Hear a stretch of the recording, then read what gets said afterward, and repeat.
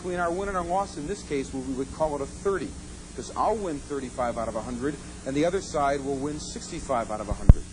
If I were to take that same hand, 12 against a 2, and hit, I would now win it 37 out of 100 times that I receive it, and lose it 63 out of 100 times that I receive it. Bottom line, we hope we never get a 12 when a dealer has a 2. It's a horrible hand. But what does the right decision do? The right decision simply tells us that there's an exact way to play the hands. I now can win it twice more often per 100. So therefore, I can lose it twice less often per 100 and reduce the house points by 4 on that one hand. Basic strategy, just in general, creates a net hold to the casinos of 20%. And that is mind-boggling. What they are telling us is that for everybody that goes to a blackjack table, the average, what we call unskilled, if they purchase $100 worth of chips while at the table, eventually and sadly they end up at a cashier's cage and they have less than $80 in chips left over. They've left behind and created a net win for that table of 20%. When they computed these figures, they already took into consideration the amount of dollars that are being removed from the casinos by the card counters, which sadly make up less than 1/2 of 1% of the people in a casino. So what they're really telling us is that what they again call the unskilled are losing closer to 22 and 23% of their money. It doesn't have to be, because if you just learn how to play the basic strategy, the first step alone, that then puts us at almost an even game with the casino.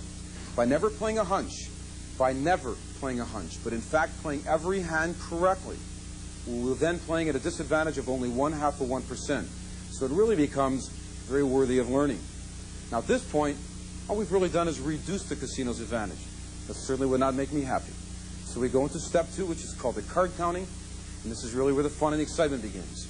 Because card counting is really only 3rd or 4th grade math. And I have been told hundreds of times by people, how do you keep track of all those cards? People truly believe that all card counters are ex-math professors with photographic memories. And it would be a lot of fun if I could stand up here in front of you and to come across as some raving genius. Now, a few weeks ago, I was asked to speak at the University of Texas to the faculty in the math department, and the week before that, the same privilege at Texas Tech University. Well, that's nice for me, but I am not an ex-math professor, nor do I have a photographic memory. We do not keep track of a single card.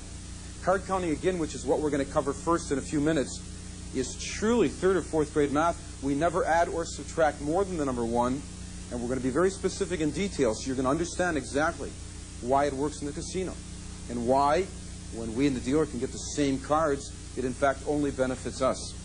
And first of all card counting really means, it means that we now can detect before the hand is dealt who has the advantage. Are the remaining cards either mostly picture cards and aces or mostly the smaller cards?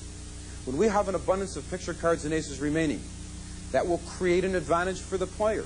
The player then is on the attack, on the offense. The player will win more than half the hands, and you can't change that. If the remaining cards in majority are the smaller cards, regardless of our skills, we're going to lose more than half the hands. We're on the defense, and we can't change that. So it becomes really very simple. When we have the advantage, we bet more dollars. When the casino has the advantage, we bet less dollars. At the end of the day, we will actually have lost more than half the hands betting less, and we will have won more than half the hands betting more. It is the spread between the two bets. The spread between that low bet and that high bet. The greater it is, the greater that we can create, the more and the faster we will win the dollars from the casino. So that is what we attempt. And through the evening, I will show you exactly how we proceed to do that, how we actually can go about creating a very large spread between the low bet and that high bet. So basically, card counting, which is the simplest of the 5 areas we will cover, it's the area that gives us, the player, the advantage over the casino. Then we go from there into the money management. And I really make no bones about it. That's the most difficult area that we will cover. It is the most strenuous, it's the most taxing, but it's the most necessary. Because without it, there's really no program at all. It binds the program and it allows it to function properly. In money management, we are not utilizing any kind of a betting system because none of them really could help us in a casino. We are taking into consideration the factors of advantage. And there are 3 very important factors that we have to consider when we make a bet. First of all, our own individual dollars. We're all in a different capacity financially. The amount of money that we may set aside for the purposes of playing winning blackjack, we call that a bankroll. The more it is, the more that we as an individual then, of course, can bet in the casino. And we never exceed, and I mean never exceed, 2% of an entire bankroll as a maximum bet. And you'll see the validity of that as we get into money management later on. The first thing that it does is it eliminates our ever entering into a very sad world referred to as gambler's ruin. I'm sure none of you have ever been there before. We're certainly going to see to it that after tonight, none of you ever have to be there.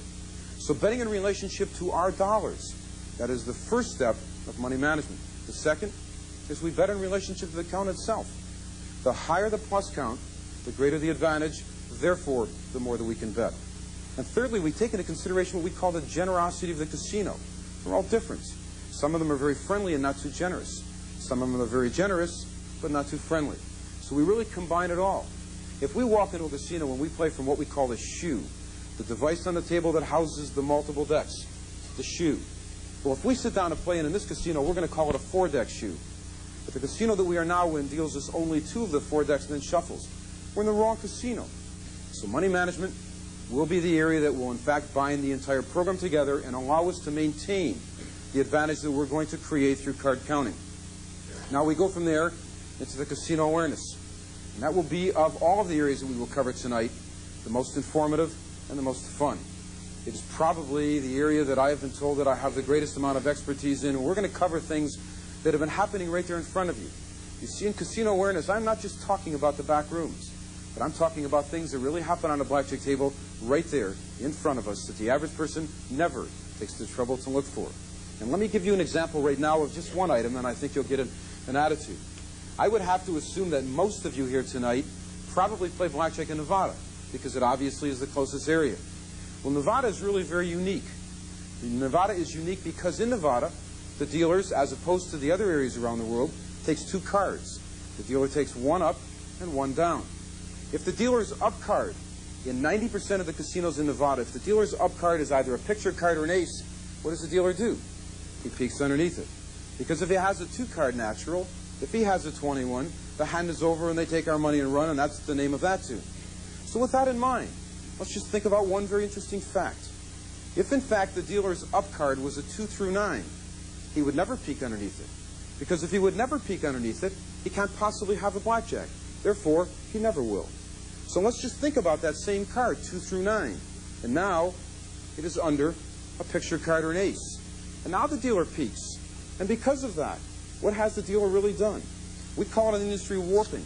The dealer has, in fact, marked every single card for you. The card now will have a value in it.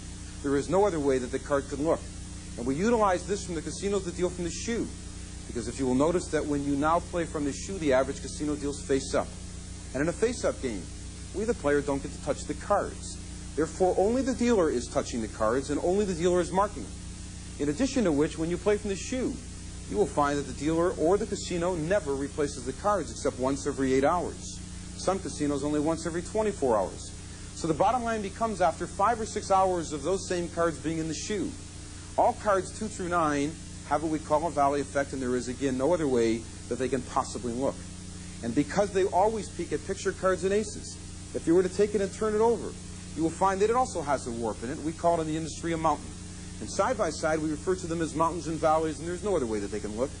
When you get home later, take a deck of cards. Take out 3 little cards like deuces and put them face down on your kitchen table. Take out 3 jacks. Put them face up on top of each deuce so you've made 3 piles that look like this. Pretend you're a dealer and peek. And I don't mean for 5 or 6 hours. How about just 5 or 6 times?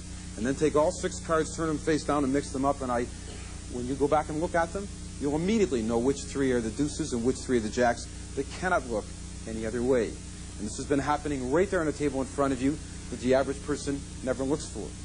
Let's get into card counting. As the cards come out of the pack, what we're doing is we're creating a balance out of a deck of cards. Whenever I see a small card, I treat those as a +1. Small cards to me are a 2, 3, 4, 5, and 6. And then I have to balance those cards, so I take the larger cards, 10, Jack, Queen, King, and Ace. And I create for those cards a -1. So I have 5 cards that are each worth a +1, 2, 3, 4, 5, and 6. And I have 5 cards that are each worth a -1, 10, Jack, Queen, King, and Ace. 7s, 8s, and 9s, we treat those as a 0, and that becomes the border between our high and our low, and we ignore those cards. And now what happens is, as the cards are coming out of the pack, we keep what we call a running count. As an example, if the first card I saw were a 2, I would say +1. And the very next card I see is a 3, I would say +2. And then the next card I see is a 6, and my running count would go up to +3. And the next card I see is another 6, and now my count goes up to +4.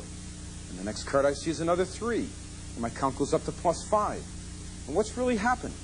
I think, first of all, using fairly simple math, certainly with no memory involved, I have now just told myself that of all of the remaining cards, the majority of them are picture cards and aces. In fact, if I had originally created an equally balanced deck of cards, if I'm now at +5, then I would know I have exactly 5 more picture cards and aces remaining than I do smaller cards. Well, when we have more picture cards and aces remaining in the pack, at a certain point, we, the player, will then have a very dramatic advantage over the casino, and we logically would bet more money for lots of reasons that we're going to cover. So before we discover why it creates an advantage for us, the player, let's do the opposite, and then we'll come back. The first card I see is a 10. I say -1.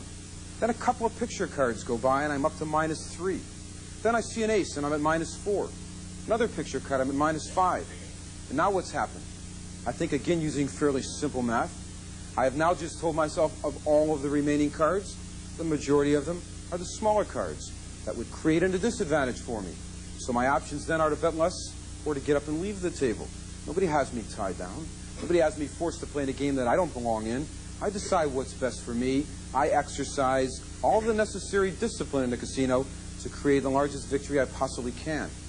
When we say the count is minus, that is bad because the larger cards which we need are gone, and there are smaller cards remaining. And we say the count is plus, that is good because the smaller cards are gone and the larger cards are remaining. And then we say to ourselves, why? Just because the remaining cards are mostly picture cards and aces. Well, why would that create an advantage for me, the player? Just because I can get 20, so can the dealer. People really lose all that happens in a casino. First of all, when we walk into the casino, Blackjack is the only game where we, the player, could create an advantage mathematically and therefore win consistently because it's different than anything else in a casino. We call it in the industry an after the fact. If you picture any other game in a casino, anything else, they all fall into the same category. They're a bet followed by an action. You could put $1 in a slot machine. You pull a handle. It's a bet followed by an action. If you bet on a dice table, they throw the dice. If you bet on a roulette wheel, they spin a wheel. All games in a casino are a bet and an action. We therefore can never change the math. But Blackjack works differently. You see, what happens is we bet and we receive cards. And then, only then, we elect what to do with them. We get to create. We make decisions. We either hit or stand, or we split pairs, or we double down, or we take insurance, or we surrender. But we basically now get to utilize the rules the casino's going to offer us for the game that they want dealt in their casino.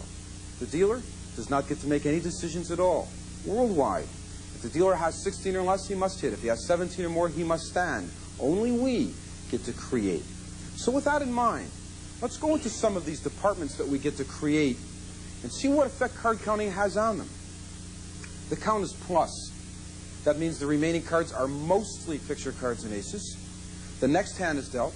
I pick up my cards and look at them, and I'm delighted. One is a 6 and one is a 5.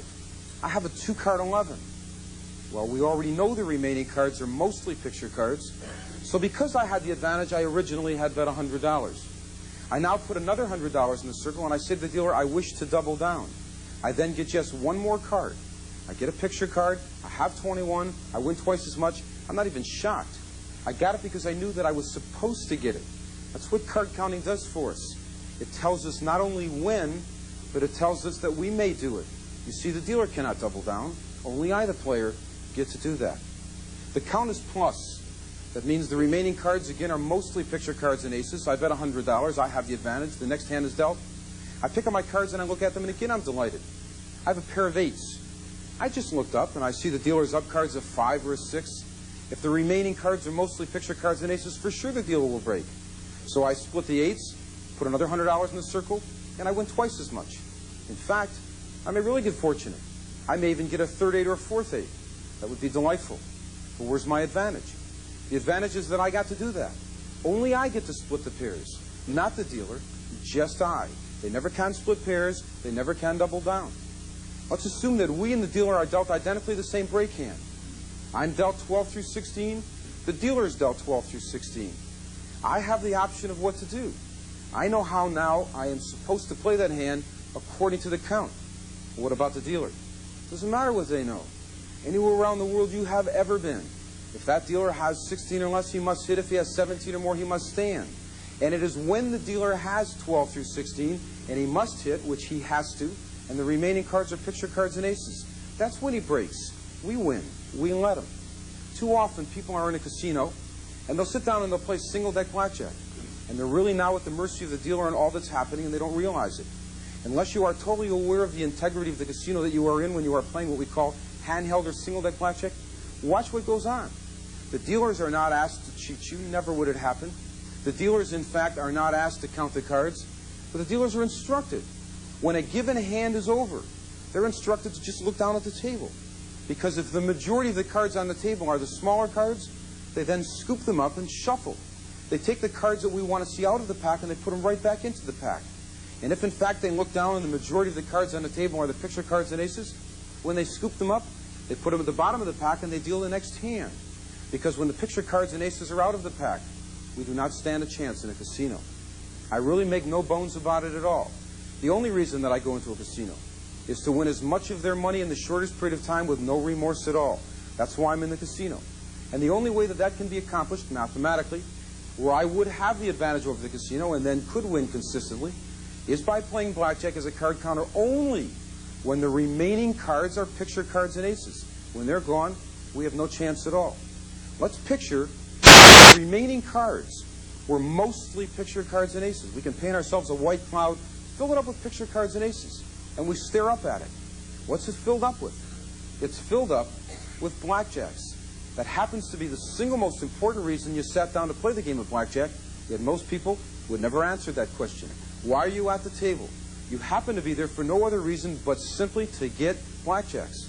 We can acknowledge that if the remaining cards are mostly picture cards and aces, that's when we get blackjacks, right now.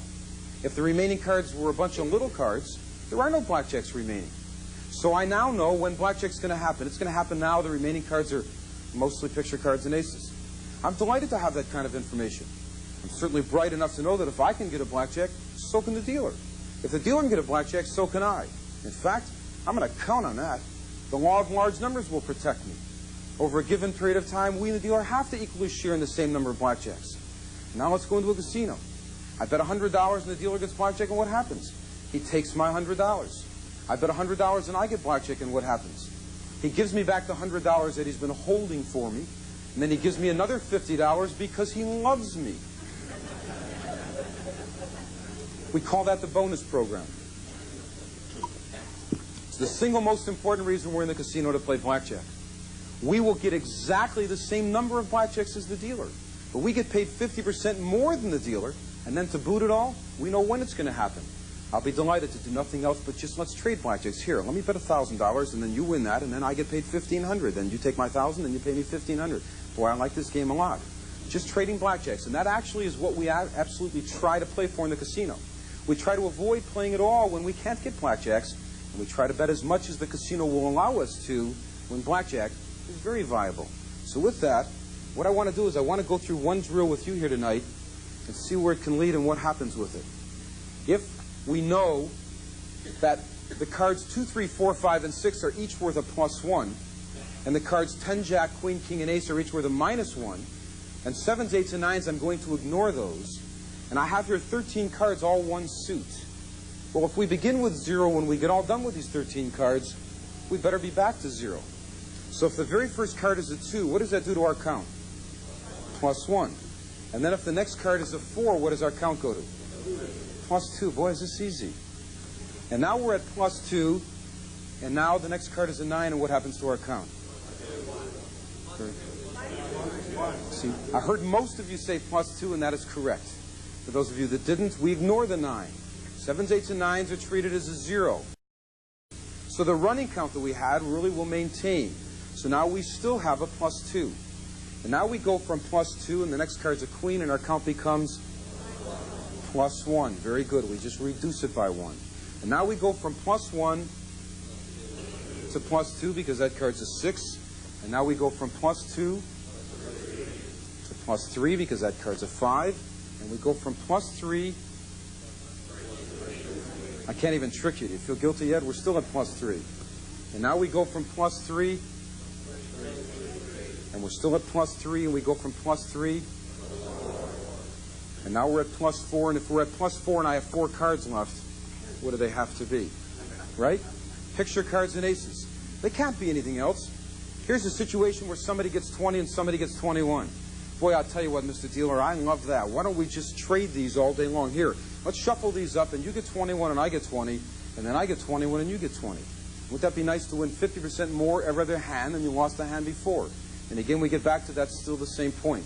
We always attempt in a casino to play only when blackjack is at its highest potential, because we trade them with the dealer and we get paid more than the dealer. So with that, here's basically what just happened. We just learned how to count cards. So tomorrow morning, we put $1,000 in our pocket, we get on an airplane, and we fly to Las Vegas. Boy, this game is easy. And we decide when we get there...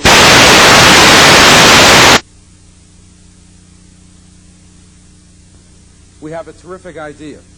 We've decided now we're going to walk into a casino, and we're going to walk in and we're going to stand behind a table where 1 or 2 other people are playing, and we're going to be a spectator. We've all seen spectators in a casino. And now as the shoe begins, I begin to count. And as soon as I reach that plus count, I plunk myself down and I bet my entire $1,000 on one hand. We sure don't recommend that. What I want to do before we get into the break is I want to give you some information as to what our home study course is all about. First of all, our home study course consists of all of our books. We have what we call, first of all, a Lesson 1 book. And at the end of the Lesson 1 books, we have what we call the drills and the exercises that really then at that point teach us how to learn it. I don't take credit for having invented playing winning blackjack. Computers did that 25 years ago. What I very much take credit for is the process that we created for educating people. So you really will understand, and then you can apply it in the casinos. So first we have what we call a Lesson 1 book, then the flashcards, all of the drills that educate us as to how to learn in the casino, and then the remainder of the books. And literally anything that you would ever need for playing winning blackjack is already in the book. We then have all of the tapes that become part of the program. There are 2 tapes on basic strategy, and there are 2 on card counting, and there are 2 on money management. The reason that we produce the tapes is to reinforce the words. We read the words at home. We then listen to the words going back and forth to work on our cassette players and our cars. Because now what happens is we find that after about 3 or 4 days, you're actually responding to the questions that I ask on the tapes before I ever give the answer. What I do is I first put you through drills. I then ask a question. I then wait for you to answer it, and then I give the right answer. And if you give the wrong answer, I say, no, that's not right. Learn the secrets of winning blackjack with the complete Bobby Singer home study course. Vital inside information not available anywhere else except on this special TV offer. It includes these 6 cassette tapes where Bobby teaches you basic strategy, card counting the easy way, money management, and much more. It comes complete with this workbook and study guide. In it, you'll learn casino awareness and team play. Plus, there's a comprehensive section of exercises and practice drills complete with flashcards. The Bobby Singer home study course is yours for just $149. And if you order now, you'll also receive as an extra bonus a free 6-month subscription to Bobby Singer's Blackjack Times. This monthly newspaper is filled with hot current news for the blackjack winner, including up-to-date lists of the best places to play, timely articles by noted gaming authorities, and much more. All this is yours during this special TV offer for just $149 and comes with a 100% money-back guarantee. Keep it for 10 days. If you're not completely satisfied, return it for a full refund. Order now. Call toll-free 1-800-445-4000. That's 1-800-445-4000. Use your MasterCard, Visa, or American Express, or we'll ship COD. Dial now toll-free 1-800-445-4000. Or send check or money order to Bobby Singer, P.O. Box 9399, Phoenix, Arizona 85068. Here's what you get. The complete Bobby Singer Winning Blackjack Home Study Course, including 6 cassette tapes, plus this workbook and study guide, including practice drills and flashcards. And as an extra bonus, a free 6-month subscription to the monthly newspaper, Bobby Singer's Blackjack Times, filled with up-to-date casino information.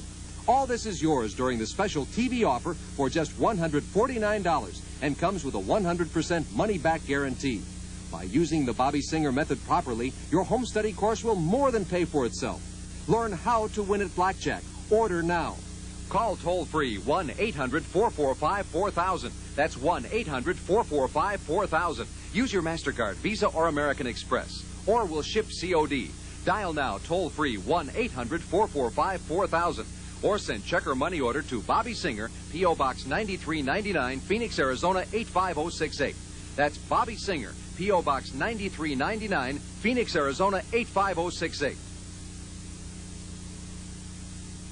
We learn to count cards because it's the only way we ever can have an advantage over a casino, and it's the most exciting way to really play. To sit down and understand what's going on, and we learn how to count cards in what specific order. We learn the exact fashion by drills. We actually have 8 different drills alone that just teach us how to count cards. It matters if the dealer's right-handed or left-handed. It matters if you're the only one at the table or if the table is full. It matters if the game is being placed down or if the cards are being placed face up. We even have what we call an endurance drill, because we all do function differently. And if you sit at a table attempting to count cards and fatigue sets in, you're in the wrong place.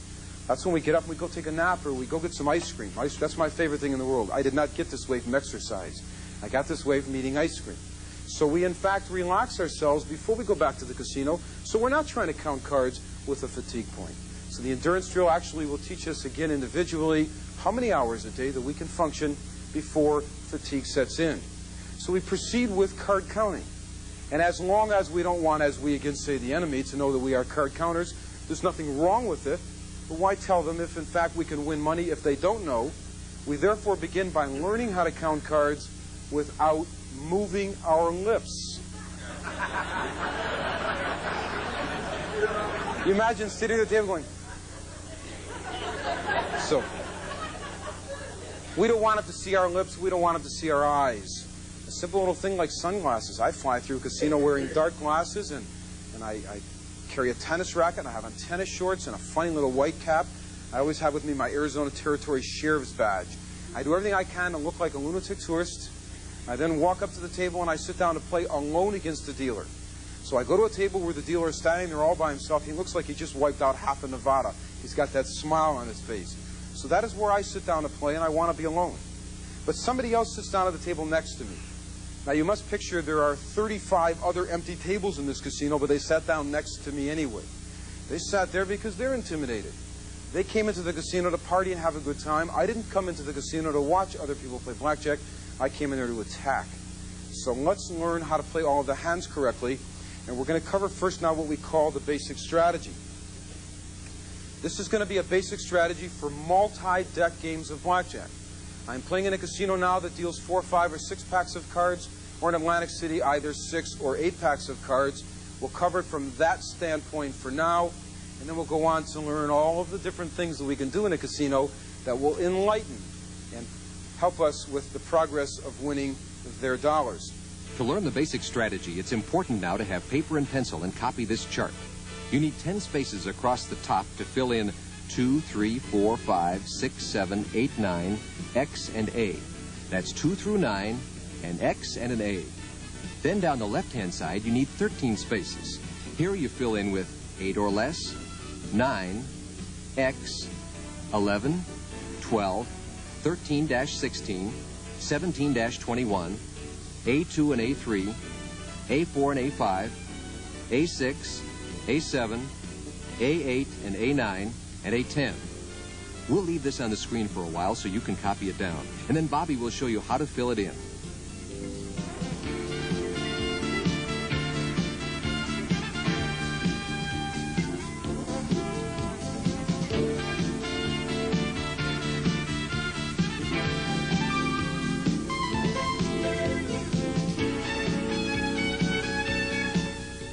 Now, what we do is we establish first the fact that we can see one of the dealer's cards. It's face up. It has a value. The dealer's up card is either a 2, 3, 4, all the way to the dealer's potential ace. So we take a graph and we put along the top the potential up card the dealer might have. And along the left-hand column, I place in there my 2-card total. So when I pick up my 2 cards and I add them together, I then look at the dealer's up card. I respond, because there is only one way to correctly play every single hand.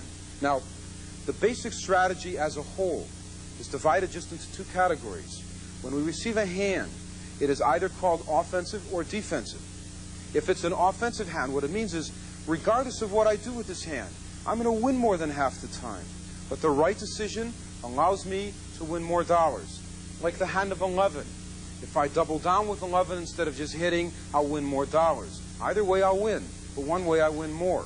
If it is a defensive hand, like all of the hands 12 through 16, what we covered as we began the program, what happens if you have 12 and the dealer has a 2? If we stand, we win 35 per 100 times. If we hit, we win 37 per 100 times. Either way, it's bad. But one is better than the other, which allows us to lose less. So the point is that it's necessary to never play a hunch.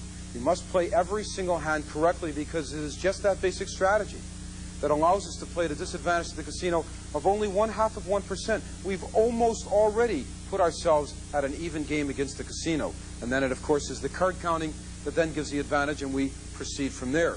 So with that in mind, I am now dealt in a casino a 2-card total of 8 or less. And if I am, then it's for now really very simple.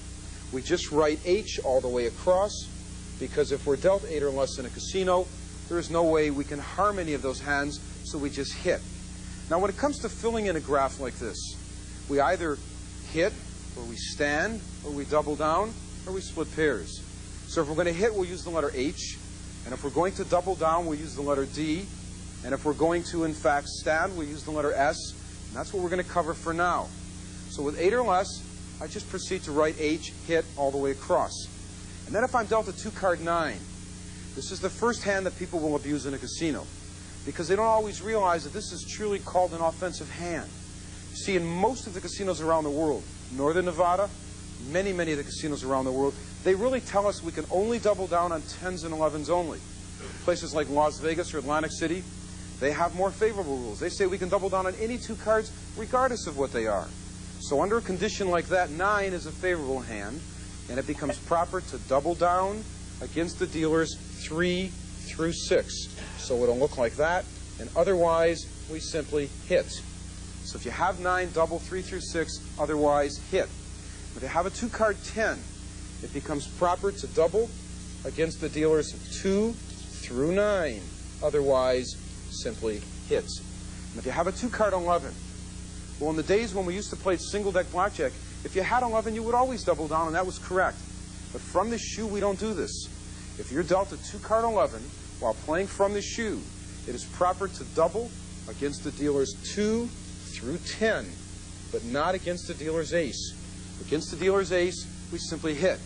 And the reason for that is whenever the dealer's hand contains an ace while playing from a shoe, it only breaks for that dealer 11.8% of the time, because the additional mix of smaller cards is in the pack.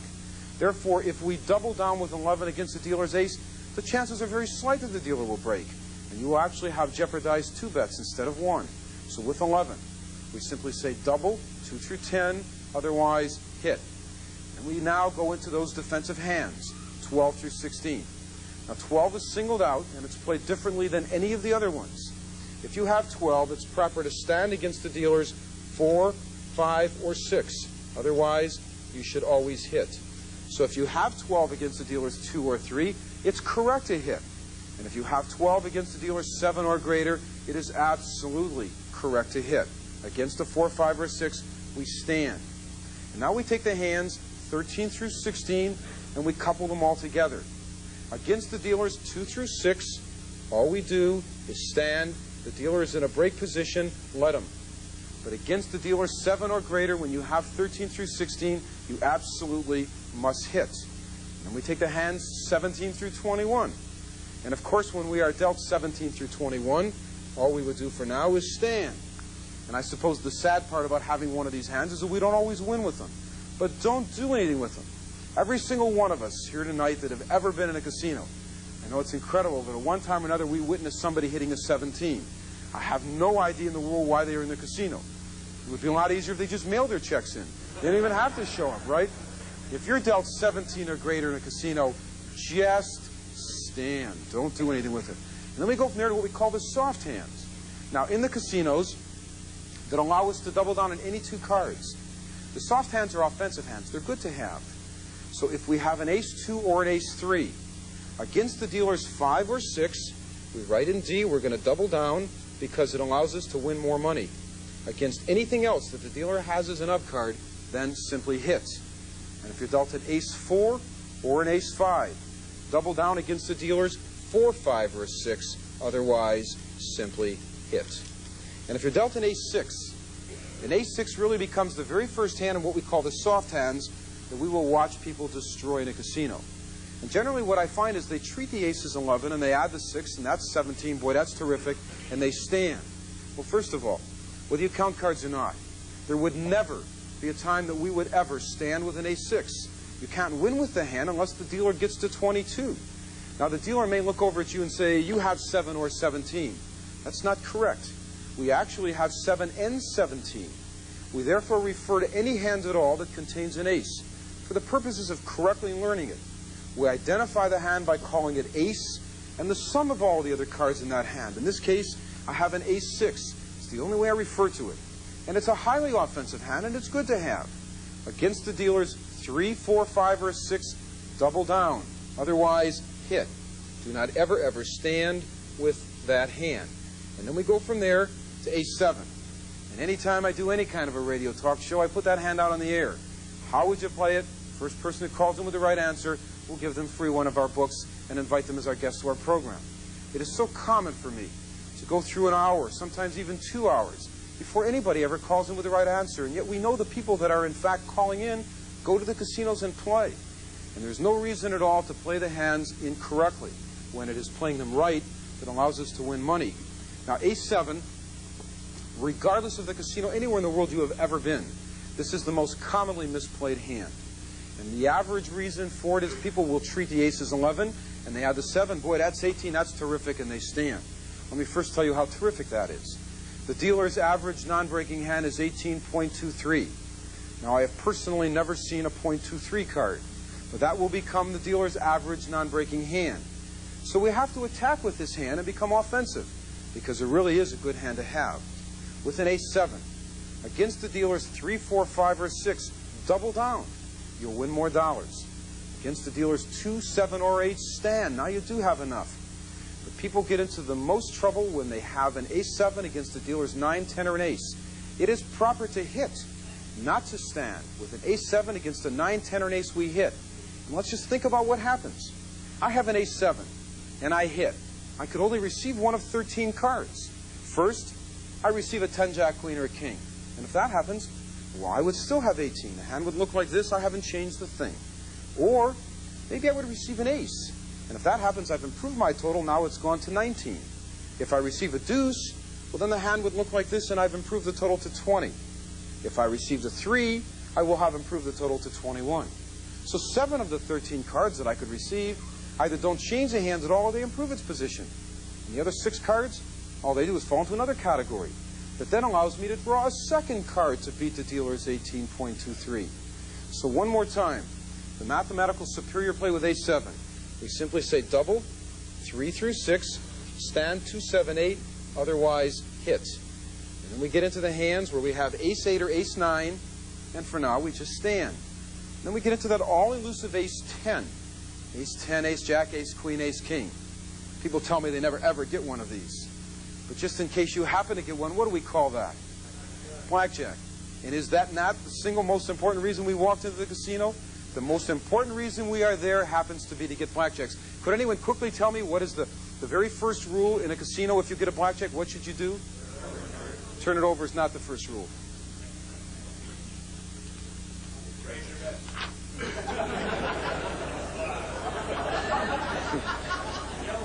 First rule is to smile. Somebody said, yo, whoopee. I understand somebody in town goes whoopee, whoopee. Now, the first rule when we get a blackjack is to smile. Then we turn our cards over. Then we get all excited, and we jump up and down, and we wave the cards in front of the dealer's face, and we spill our drink on them. And now let's cover some of what really happens in front of us on a table. We call them tells. Let's go into Nevada. I don't like to use the expression robot, but what do we have? We have a dealer that's been trained in a dealer school, deal as rapidly as they can. Now they go to work for a casino, and that casino has trained them to deal the game that that casino wants dealt, again, as rapidly as they can. The dealer cannot help but create habits, so we watch everything. First of all, let's go into a casino where the dealer is dealing from the shoe, and the dealer has a picture card face up and the dealer peeks underneath it. And in this case, the dealer's whole card is a 4. The dealer needs another card. Watch his left hand, because as quickly as the dealer peeks, his left hand is going to jar down and rest on the shoe. His left hand already knows that if you don't need a card, he does. But somebody's going to get a card out of that shoe. And then we have just the opposite. Same dealer. He has a picture card, peeks underneath it. He has a 7. He doesn't need another card. Right after he peeks, his hand hasn't gone anywhere. His hand already knows you don't need a card, either does he. His hand is ready to proudly turn over his whole card and announce his pad hand. Dealers don't like to be darting back and forth for nothing. They don't like to do anything that creates any additional sweat. You have the dealer that backs off the table after he's peeked and he looks at his tray and just moves right back forward. He's just told you he's going to break because he wants to know where all the chips are so he can show you how fast he can pay everybody's hand and how bright he is. You have a dealer that has a card where the dealer peeks, and then upon peeking, once he peeked a second time. We call that a double peek. Many people are familiar with that. A double peek means that the dealer's down card is a 4. Because if you'll take a deck of cards when you get home, you'll find that the ace and the 4 are the only 2 cards that have a point across the top. And because the dealer has been trained to peek rapidly, when he has a picture card, he's looking to see if he has an ace. Well, he wasn't sure. So he peeked a second time. And if he didn't turn it over, then we know it couldn't have been an ace. Therefore, it has to be a 4. One thing we know for sure, if it were a picture card, he wouldn't have had to peek twice. And now let me share with you, and there are 50 of these. I've never met a dealer in my life that I could not read. Let me share with you my favorite tell, and that is men playing against women dealers. And I suppose the irony here is that the average man refuses to play against a woman. He's so paranoid that God forbid he should lose to a woman. They're the nicest dealers. They're the nicest, the friendliest, the most emotional. You make an occasional bet for a lady dealer, she really wants you to win. And here's something that's been happening right there on the table in front of you for those men in the audience that have ever played against a lady dealer. The next round was just out. She has a picture card. She peeks underneath it. She has another picture card. She has 2 of them. She has 20. There is now something she absolutely cannot do. She's not capable of it. She cannot look you in the eye. Do you understand how embarrassed she's about to take your money? The next time that you play against a lady dealer and she has a picture card, right after she peeks, just try to look her in the eye. And if she doesn't look back, you're in a lot of trouble. If you wish to get involved in our program, again, one more time, we refer to that as a home study course. You can gain the necessary information that you need, and everything that you need from A to Z is in the home study course. And it again will look like this, and it will contain all of the books that we have. It contains what we call the Lesson 1 book, and then all of the flashcards. We have pages and pages of flashcards, and it contains what we call Lesson 2 through 5 book. And the reason we do that is because when we get all done, we take the flashcards, and we cut them up on lines, we put rubber bands around, and we even have people laminate them. Because now we reinforce and expedite the process of learning. I take them everywhere. You see, the package is so small, I have to put it in my pocket and even take them into the lavatory. You can read them anywhere. For instance, this one says A7. Well, I know what to do when I'm dealt an ace and a 7. I double against the dealer 3 through 6. I stand 2, 7, 8. Otherwise, I hit. And then I look on the back. And it says double 3 through 6. Stand 2, 7, 8. Otherwise, hit. And I have just now learned how to play basic strategy a little bit quicker. Because if we walk into a casino and we're dealt 12 and a dealer's up card is a 2, and we say to ourselves, well, with 12 I stand 4, 5, 6, otherwise I hit, even though that's correct, you're not prepared to be in the casino. Because at that point, you're still going to be conceding dollars for no reason at all. When you're dealt a 12 and a dealer has a 2, and you hit, you just react because you knew that it was correct. Really and truly only at that time are you there and prepared to be in the casino, because it is the drills and the exercises that get us to learn it. So you'll win money in the casino. You don't take any shortcuts. And I would assume that that's why you are here tonight, because you're planning on being in a casino again. So again, we have the home study course, and we have all of the cassette tapes that reinforce what are in the books. In the books, we will have roughly 3 times what we actually cover at the programs. Needless to say, it would take us 12 to 14 hours to just go through what is in fact in all of the books. Along with it is the service program, which is the true benefit of getting involved in our program. It is the ID number that you then would use to call the 800 numbers along with the newsletters. They're going to guide you as to where to play in the casinos. I highly encourage you to get it. because you will just magnify what you're going to win in a casino, and you will enjoy that very, very much. So with that, let me add a couple of things, if I may, and say to you that a lot of times people wonder really where my motivation comes from and where I get the tremendous energy to go at the pace that I do, as we are now lecturing in 6 different countries at about the rate of 80 cities a year. Let me tell you that for those of you that are getting involved in the program or have in the past, if you enjoyed our program tonight and you then enjoy what will happen from the information you will have and benefiting just in general from the program, well, then maybe I ask something of you that, again, you have no obligation to maintain. But if you go to the casino and you win on your first time out, and very honestly, you'll probably win a lot more than the cost of the book itself. I ask that when you return home to your given city, if in fact you consider the victory, and then maybe send 10% of it to your local children's cancer center, then maybe you will have made yourself happy, and you will have made me very happy. So with that, good night and God bless you, and I hope you do well with this. Thank you. Learn the secrets of winning blackjack with the complete Bobby Singer home study course. Vital inside information not available anywhere else except on this special TV offer. It includes these 6 cassette tapes where Bobby teaches you basic strategy, card counting the easy way, money management, and much more. It comes complete with this workbook and study guide. In it, you'll learn casino awareness and team play. Plus, there's a comprehensive section of exercises and practice drills complete with flashcards. The Bobby Singer home study course is yours for just $149. And if you order now, you'll also receive as an extra bonus a free 6-month subscription to Bobby Singer's Blackjack Times. This monthly newspaper is filled with hot current news for the blackjack winner, including up-to-date lists of the best places to play, timely articles by noted gaming authorities, and much more. All this is yours during this special TV offer for just $149 and comes with a 100% money-back guarantee. Keep it for 10 days. If you're not completely satisfied, return it for a full refund. Order now. Call toll-free 1-800-445-4000. That's 1-800-445-4000. Use your MasterCard, Visa, or American Express, or we'll ship COD. Dial now toll-free 1-800-445-4000. Or send check or money order to Bobby Singer, P.O. Box 9399, Phoenix, Arizona 85068. Here's what you get. The complete Bobby Singer winning blackjack home study course, including 6 cassette tapes, plus this workbook and study guide, including practice drills and flashcards. And as an extra bonus, a free 6-month subscription to the monthly newspaper, Bobby Singer's Blackjack Times, filled with up-to-date casino information. All this is yours during the special TV offer for just $149 and comes with a 100% money-back guarantee.